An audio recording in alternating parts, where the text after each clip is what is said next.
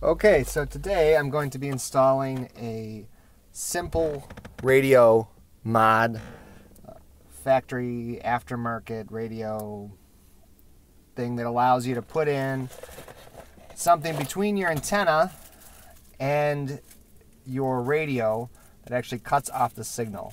So we'll have the audio will come in here. It has a couple frequencies you can pick, 87.9 and 88.3. The antenna goes in here and goes into the back of the stereo here. It has a little, just two power wires. It has a little switch right here. We're not sure if we're going to use that switch. It's kind of a small, low-grade switch, but we'll see if we can make that work as well. I'm going to be using actually a 4-pole jack that actually holds 4 wires. So I can also add a microphone to the setup so that I could use this as a speakerphone. Because currently when I use this, I'm driving along and I'm using my Pandora or whatever I'm using to listen to my music. And if I get a phone call, I have to unplug it. I currently have a jack here, but it's only the regular 3-pole. This is a monoprice cable. Highly recommend monoprice, by the way. And it goes in here and it's actually connected to the radio, and it works pretty well.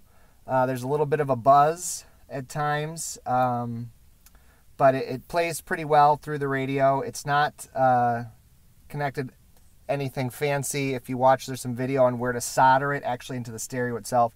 Take the stereo out, disassemble the stereo, and solder these 2 wires to the radio, and it actually takes over the radio signal. But this actually interrupts the antenna signal. And I'm going to actually, like I said, add a microphone to the A pillar over here so that I can actually answer phone calls without disconnecting my phone. This is an older stereo and I don't really have any need to replace it. And this was only about $20 worth of stuff. I am going ultra simple and not very high tech with the connectors. These are going to be attached to the power and negative wires on the radio itself. That way we can avoid some ground loops, because I have a little issue when I use my charger here plugged in there and plug in the phone. Right now I have a ground loop and quite a hefty buzz that goes along with the alternator whine or from the engine whine. So some people argue that it's spark plugs, some people argue it's the alternator. Either way, buzz is a buzz. So let's get started. Okay, as you can see, I've already removed the bezel around the radio here. I'm going to go ahead and pop out the radio. By the way, this is a 2000 Camry, if anyone's wondering what it is. Just an LE. It does have the tweeters and the door, but it does not have any kind of extra special anything. But if you see, these 2 little wires are actually soldered onto the stereo itself. I'm probably not going to actually remove these completely. I'd rather not open the stereo back up again. I'll probably just kind of cap them off and tape them up and get them out of the way. And then this one just goes right to the ground there on the frame of the radio itself. So let's go ahead and remove that. Okay, so on my car, what I figured out was this must go to an amp of some sort. It has no power unless it comes out of the stereo. And this part over here is where the power comes from. So this big, remember this is a 2000 Camry. This brown one is the ground, and these gray and green wires here are the power that is switched. This blue and yellow one here is a constant 12 to keep the memory. So I'm going to go ahead and put these connectors on, these 2 wires, and I'll be right back. Okay, so I've made those connections, pinched those little connectors on there, double checked with my ohm meter to make sure that I had a good connection. I've crimped these on here as good as I can. I'm going to give it a little test run here in a second. So that's connected to here. Before I put this back, I'd tape all those up, make sure that they don't fall apart. And then this side, we're going to reach in here, pull this out. It's going to go into this side. And then this end's going to go in the back of the radio.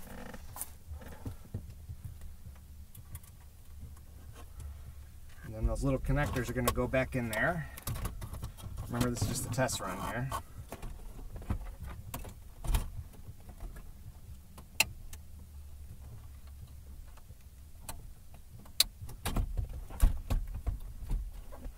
set this in there for a second.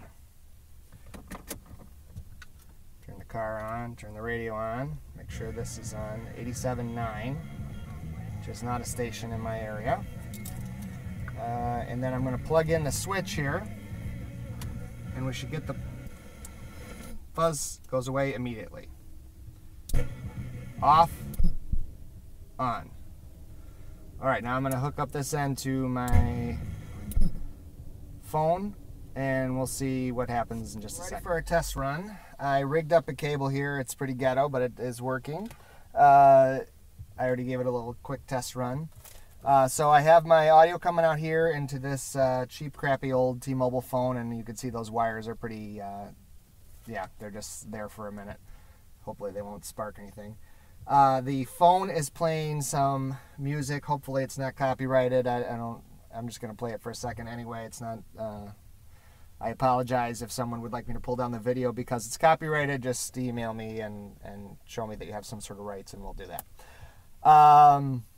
I'm also going to plug it in because that was my problem before, and we'll see with the car running if we have any issues. So here we go.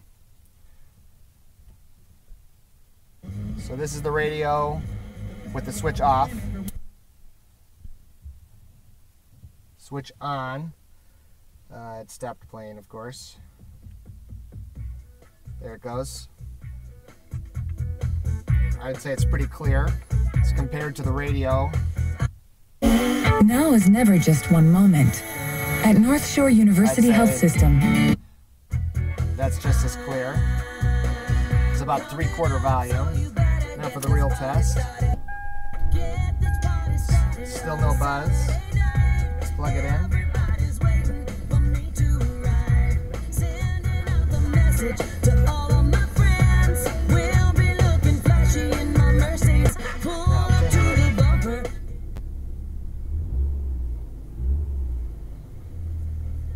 I'd say that's pretty good though.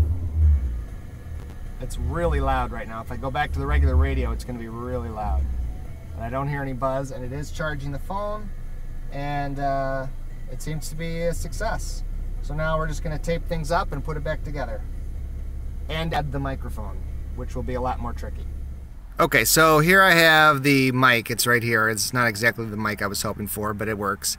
And it runs down the A-pillar. I already took the A-pillar cover off here. And it runs down behind, under the dash, and down here. Now, these are some very fine wires.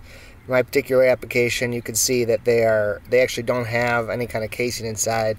They're just wires that are coated with something so they don't short. So I took a little fine sandpaper and sanded them a little bit, then I twisted them back together. I'm going to actually solder those to some speaker wire to extend them so that they'll reach actually over to the stereo.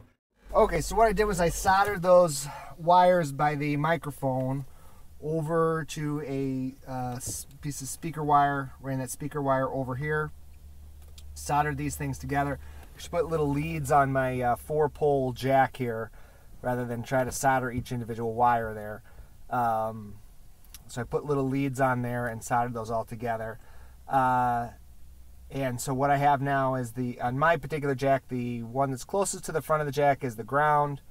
The one that's all by itself is the mic, and the two that are kind of opposing each other are the speakers, right and left. So they're working fine. I did test it a few minutes ago. And then I ran things down underneath here. Now I had to drill new holes into this little plate here underneath my stereo because unfortunately with my bezel here, the way it attaches, and I had my old jack here, there's not room between here, this little hole here, and this piece right here, and it would have messed up the jack. So I had to get this out of the way, take this out, and put those things down here because they actually, you can see they're pretty deep here. They come out maybe 3/4 of an inch. That's the minimum. I probably would want to have an inch or more clearance, but if you look down there, it's wide open to the back. There's several inches of clearance. So I pulled this up, put my switch in here. Alright, so I got everything reassembled. I got it plugged in, the switch is on, and I am using this other cable because honestly, this crummy old phone won't even recognize my 4-pole cable. So here we go. This is what it sounds like. If you're happy and you know it, touch your nose. Nice and clear. Real test. Let's plug this guy in. make sure it's on, make sure we're charging.